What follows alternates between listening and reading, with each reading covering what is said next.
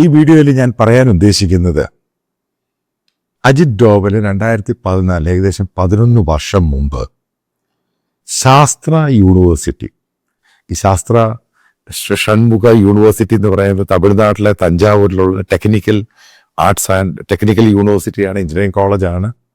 അതുപോലെ arts and science, അത് വളരെ ഫേമസ് ആയിട്ടുള്ള യൂണിവേഴ്സിറ്റിയാണ്. അപ്പം അവിടെ നടത്തിയ സെമിനാറിൽ ഡിഫെൻസീവ് ആൻഡ് ഒഫൻസീവ്, അപ്പം അതിനെക്കുറിച്ച് അദ്ദേഹം നടത്തിയ സെമിനാറിൽ ഏകദേശം 11 വർഷം മുമ്പ് 2014 അധികാരത്തിലേറിയ ശേഷം BJP അദ്ദേഹം കൊടുക്കുന്ന ഒരു ലെക്ചറിൻ്റെ അകത്ത് കൃത്യമായിട്ട് പറയുന്നുണ്ട്, ഈ മുംബൈ പോലെയുള്ള അറ്റാക്ക് ഇനി പാകിസ്ഥാൻ നടത്തുകയാണെങ്കിൽ ബലൂചിസ്ഥാന്റെ കാര്യം പാകിസ്ഥാൻ മറന്നേക്കുക. ഇങ്ങനെയാണ് ആ ഡയലോഗ് തന്നെ. അപ്പൊ പിന്നീട് ഇപ്പോഴ് ഈ ബലൂചിസ്ഥാൻ്റെ ഇഷ്യൂ ഒക്കെ വന്നു കഴിഞ്ഞപ്പോൾ ഈ വീഡിയോ കയറി വൈറലായി. ഇപ്പം എൻ്റെ ഒരു സുഹൃത്ത് എൻ്റെ വീഡിയോ കാണുന്ന ആൾ പുള്ളി എനിക്ക് അയച്ചു തന്നു.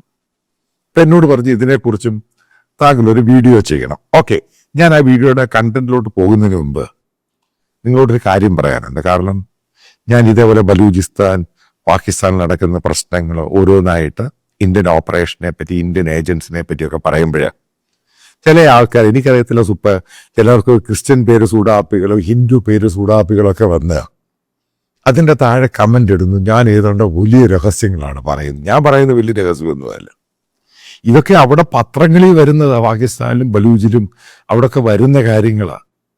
അപ്പം അവിടെയൊക്കെ ഈ സുഹൃത്തുക്കൾ ഞാൻ ഇത് മെസ്സേജ് അയക്കുമ്പോൾ എനിക്ക് അയച്ചു തരുന്നുണ്ട് ക്ലിപ്പിങ്സും അത് സംഭവങ്ങളൊക്കെ. ഞാനിത് ട്രാൻസ്ലേറ്റ് ചെയ്യും. അല്ല, നിങ്ങൾ ഉദ്ദേശിക്കുന്ന ഹൈലി കോൺഫിഡൻഷ്യൽ സാധനമൊന്നും അല്ല ഇത്. ഞാൻ ഇൻ്റലിജൻസ് ഓഫീസറൊന്നുമല്ല. ഞാൻ ഒരു സാധാ സിമ്പിളായിട്ട് ഒരു ലോ പ്രൊഫൈൽ ജേർണലിസ്റ്റ് മാത്രമാണ്. പിന്നെ ഇങ്ങനെയുള്ള കാര്യങ്ങൾ ടോപ്പിക്ക് എനിക്ക് പഠിക്കാനും ഇഷ്ടമാണ്, അതുകൊണ്ട് ഞാനത് ചെയ്യുന്നു, അതിനെപ്പറ്റി വീഡിയോ ചെയ്യുന്നു, അത് മാത്രമേ ഉള്ളൂ. അല്ലാതെ പിന്നെ ചില ആൾക്കാർ പറയുന്നു ഞാനിങ്ങനെ ഈ പടം പിരിക്കുന്നതിന് അവസാനത്തെ വീഡിയോ എന്ന് പറയുന്നത്, ഇത് എല്ലാവരും ചെയ്യുന്നതാണ്. കാരണം ഇത് എക്സ്പെൻസ് ഉണ്ട്. അപ്പോൾ ഇതിനെ എക്സ്പാൻഡ് ചെയ്യണമെന്ന് താല്പര്യമുണ്ട്. അവരോട് മാത്രമേ ഉള്ളൂ, ആർക്കും നിർബന്ധമൊന്നുമില്ല, ഒരാളോട് പോലും നിർബന്ധമില്ല. പിന്നെ അതാണ് മറ്റൊരു കാര്യം. അപ്പം ഞാൻ ഈ ടോപ്പിക്കിലോട്ട് വരാം. എന്തുകൊണ്ടാണ് അന്ന് അജിത് ഡോവൽ അങ്ങനെ ഒരു പ്രസ്താവന കൊടുത്തത്? BJP അധികാരത്തിൽ കയറിയ സമയം ഞാൻ നേരത്തെ പറഞ്ഞു. ഇപ്പം നാഷണൽ സെക്യൂരിറ്റി ഫസ്റ്റ് പ്രയോറിറ്റി എന്നുള്ള ബേസിസിലാണ് ഇന്റലിജൻസ് ചീഫായിട്ട് റിട്ടയർ ആയ അജിത് ഡോവൽ പിന്നെ വിവേകാനന്ദ ഫൗണ്ടേഷനിലായിരുന്നു. അപ്പം അതിനകത്ത് കുറച്ച് സ്ട്രാറ്റജിക് അഫയേഴ്സൊക്കെ വെച്ച് ഇന്ത്യയുടെ നാഷണൽ സെക്യൂരിറ്റിയുമായി ബന്ധപ്പെട്ട ഒരു BJP RSS സാധനമാണ് വിവേകാനന്ദ ഫൗണ്ടേഷൻ. അപ്പം അതിനകത്ത് ഇതേപോലുള്ള റിസർച്ചുകളും പരിപാടികളൊക്കെ ഉണ്ടായിരുന്നു. അപ്പോൾ അന്ന് നടത്തിയ ഈ സെമിനാറിൽ ഇദ്ദേഹം ഹൈലൈറ്റ് ചെയ്തൊരു പോയിന്റ് ഉണ്ട്, അതാണ് ഏറ്റവും പ്രധാനപ്പെട്ട ഡിഫെൻസീവ് ആൻഡ് ഒഫൻസീവ് എന്ന് പറയുന്നത്. അതായത് ഡിഫെൻസീവ് ഗെയിം എന്ന് പറയുന്നത് നമ്മളെ അറ്റാക്ക് ചെയ്യുമ്പോൾ നമ്മൾ തിരിച്ച് അറ്റാക്ക് ചെയ്യുന്നു, കാരണം നമ്മൾ ഡിഫെൻസീവിൻ്റെ രീതിയിലോട്ട് പോകുന്നു. ഒഫൻസീവ് എന്ന് പറയുന്നത് നമ്മൾ വാറിലോട്ട് പോകുന്നു. അതായത് പാകിസ്ഥാനുമായിട്ട് നമ്മളെ അറ്റാക്ക് ചെയ്യുമ്പോൾ നമ്മൾ അതേപോലെ ഫേസ് ടു ഫേസ് വാറായിട്ടൊന്ന് പോകുന്നു. നമ്മൾ മനസ്സിലാക്കേണ്ട പോയിന്റ് ഉണ്ട്. ഇതിനകത്ത് വാറെന്ന് പറയുന്നത് ഫേസ് ടു ഫേസ് അല്ല.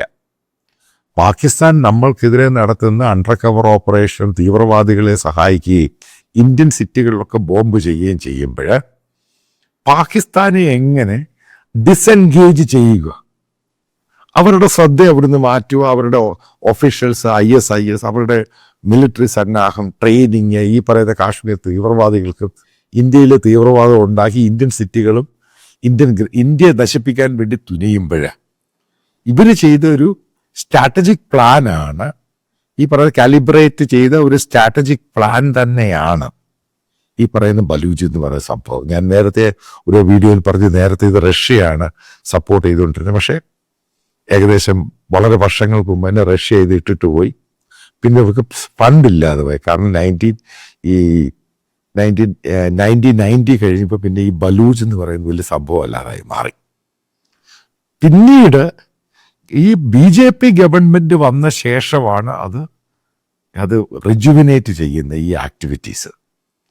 അതിന് ഉറപ്പായിട്ടും ഗവൺമെൻറ് ശരിക്കും സ്പെൻഡ് ചെയ്തിട്ടുണ്ട്, നല്ല മാൻ പവറെ ഉണ്ടാക്കിയിട്ടുണ്ട്. അപ്പൊ ബേസിക്കലി ഇതോടുകൂടിയാണ് പാകിസ്ഥാന്റെ വെടിതീർന്നു പോയത്. ബലൂച്ച് പോയി കഴിഞ്ഞാൽ പാകിസ്ഥാന് ചെറിയ കഷ്ണമാണ്. പിന്നെ അപ്പുറത്ത് പേഷവാർ, ആ ബെൽറ്റ്, ആ റീജിയനോടെ പോയി കഴിഞ്ഞാൽ ഈ പുല്ല് ബലൂച്ചിനേക്കാളും ചെറിയ സ്ഥലം, പിന്നെ ആഹാരം പോലും കിട്ടത്തില്ല. കാരണം ഏറ്റവും കൂടുതൽ ഈ പാകിസ്ഥാന്റെ ഫൈനാൻഷ്യലായിട്ടുള്ള ഏറ്റവും കൂടുതൽ സാധ്യത വരുന്നത് ബലൂച്ചിൽ നിന്നാണ്. അപ്പൊ അതില്ലാതായി കഴിഞ്ഞാൽ പാകിസ്ഥാന്റെ സ്ഥിതി എന്തുവായി? നിങ്ങൾ ആലോചിക്കണം. ഇത് വളരെ ട്രിക്കി ക്വസ്റ്റ്യൻ ആണ് സംഭവം. പക്ഷെ ഇതൊക്കെ 2014 തന്നെ ഗവൺമെന്റ് ഓഫ് ഇന്ത്യ BJP അധികാരത്തിൽ വന്ന ശേഷം അവർ പ്ലാൻ ചെയ്തതാണ് ഇന്ത്യയുടെ നാഷണൽ സെക്യൂരിറ്റിയുമായി ബന്ധപ്പെട്ട്. കാരണം ബോംബെ അറ്റാക്ക് നമ്മുടെ ഫൈനാൻഷ്യൽ ക്യാപിറ്റലാണ്. അവിടെ കയറി ഈ രീതിയിൽ അറ്റാക്ക് ചെയ്ത് കഴിയുമ്പോൾ ഇന്ത്യയുടെ അസ്തിത്വം എടുത്ത് തകർക്കാൻ വേണ്ടിയാണ് അവർ ശ്രമിച്ചത്.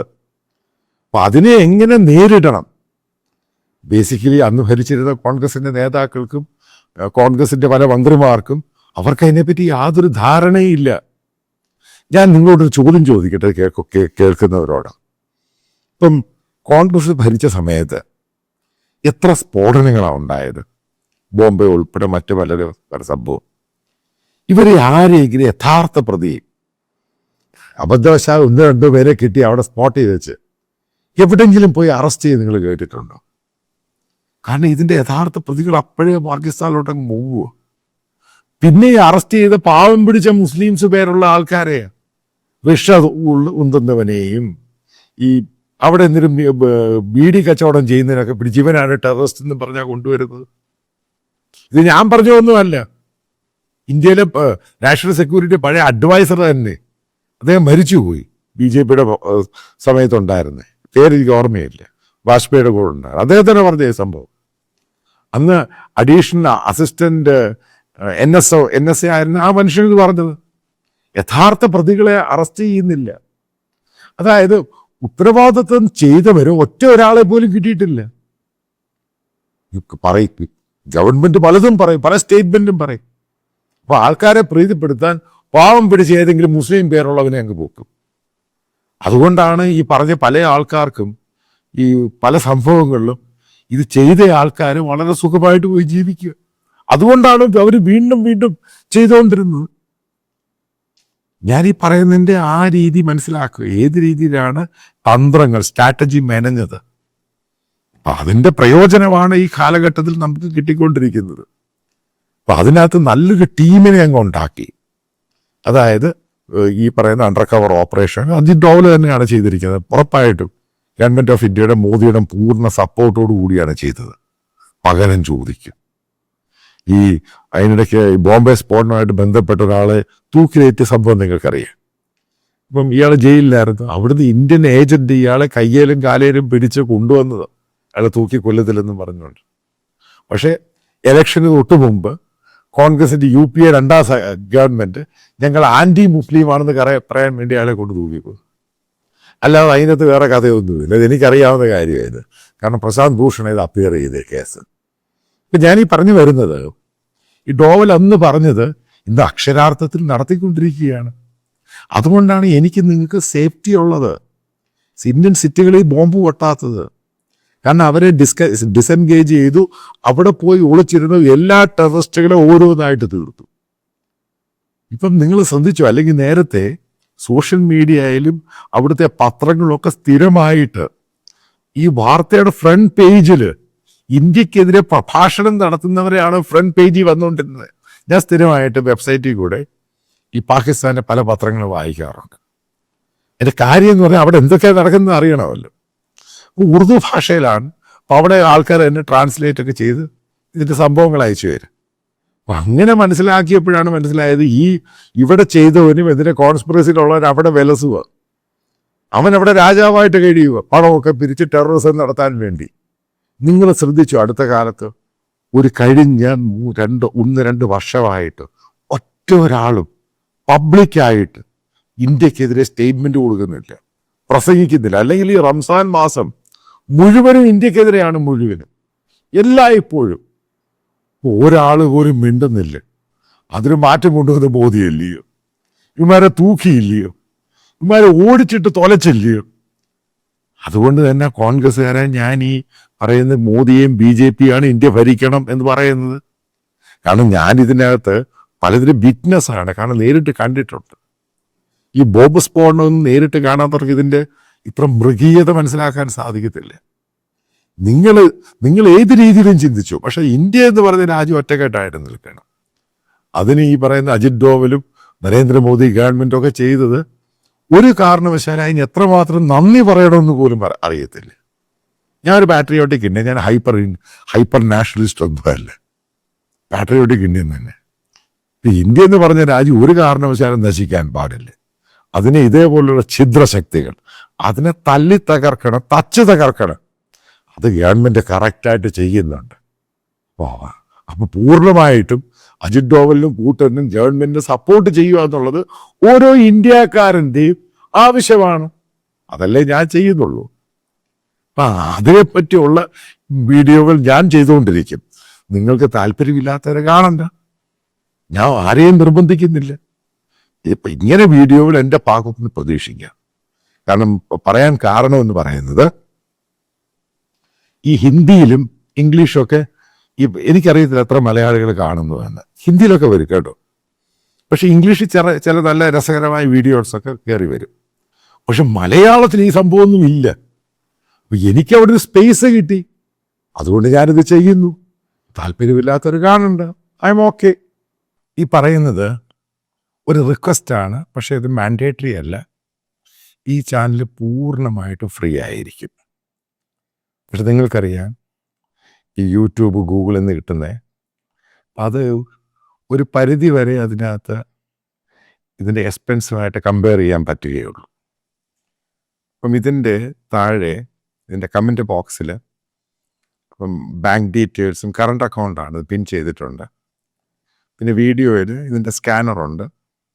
അപ്പം നിങ്ങൾക്ക് താല്പര്യമുള്ളവർക്ക് അത് കോൺട്രിബ്യൂട്ട് ചെയ്യാം.